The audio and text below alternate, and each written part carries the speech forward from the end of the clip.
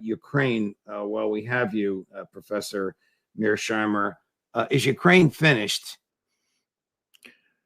Yeah, I think that Admiral Kirby's comments that we are not going to continue funding Ukraine for the long term basically means that they're finished. I mean, as everybody understands, if we pull the plug on the Ukrainians, they're doomed. They don't have the weaponry, they don't have the financial resources to continue this fight, and the Russians will roll over them. President Biden and others have made the argument that we're behind the Ukrainians until the end. We're not going to bail on them. Well, we're bailing on them now. And it's hard for me to see, especially in light of the failed counteroffensive, how the Ukrainians don't collapse. I want to play for you two clips from Admiral Kirby. You've summarized both of them nicely, but the picture's worth 1,000 words. In the first one, he repeats the mantra of President Biden for as long as it takes. In the second one, which is just 2 days ago, he says, well, we can't freeze aid, quote, when we're at the end of our rope. What do you mean by that? As long as they need. What do you mean by that? What winning looks like for you in Ukraine? Well, as long as it takes means as long as it takes, and it means that I'm unable to give you a date certain on calendar for when that support won't be necessary anymore. It's necessary now. It's going to be necessary in coming weeks and months for certain. And we want to make sure that we're meeting the need as best we can for Ukraine. And what does winning look like? President Zelensky gets to determine what victory looks like. But in the near term, we've got appropriations and authorities for both Ukraine and for Israel.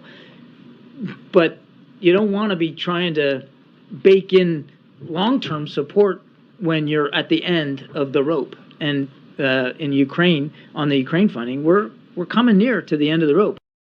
I mean, this is truly a remarkable and astonishing statement from him. We're coming near to the end of the rope in light of the number of times that he, the Secretary of State, the National Security Advisor, and the President himself have used that phrase that the questioner asked about, for as long as it takes.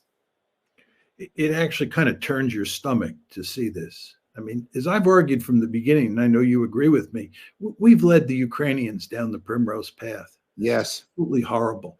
I mean, we pushed this country into this war. We're principally responsible for it because of our efforts to make Ukraine a Western bulwark on Russia's borders. And we encouraged the counteroffensive. We forced them to attack week after week when they were suffering enormous casualties. And now, when they're in really deep trouble, we're pulling the plug on them.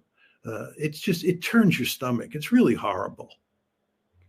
How do you see this ending? I mean, if we are literally at the end of our rope, and we are going to suspend or dial back aid to Ukraine. And he's got a lot of neocons in both parties in Congress who want more money for Ukraine. It'd be hard for me to imagine him vetoing it, but we'll see what happens domestically, politically here once the House of Representatives gets in order. But what kind of an let's talk politically, what kind of an off-ramp is this? After promising aid for as long as it takes, after spending $100 billion theoretically borrowed from the Chinese, interest paid for in created digital cash by the Fed, how could this possibly be justified politically, summarily to depart?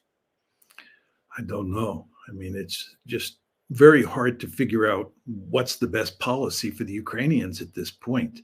I mean, one could argue that they would be better off just going to negotiations right now, doing everything they can to cut their ties with the West before the West cuts off the funding, because they would probably get a better deal now than if they continue to fight. I mean, the truth is, as you pointed out, we're going to continue to give weapons and money to the Ukrainians for at least a while. And that will encourage them to continue fighting. And the question is, will they be better off, let's say, a year from now if they continue fighting and then try to cut a deal versus cutting a deal now? And my sense is that they would be better off cutting a deal now. They're not going to get a good deal. This is a disaster for the Ukrainians. But given the situation they're in, it's almost impossible. Maybe it is impossible to tell a story that has a happy ending for them. Right.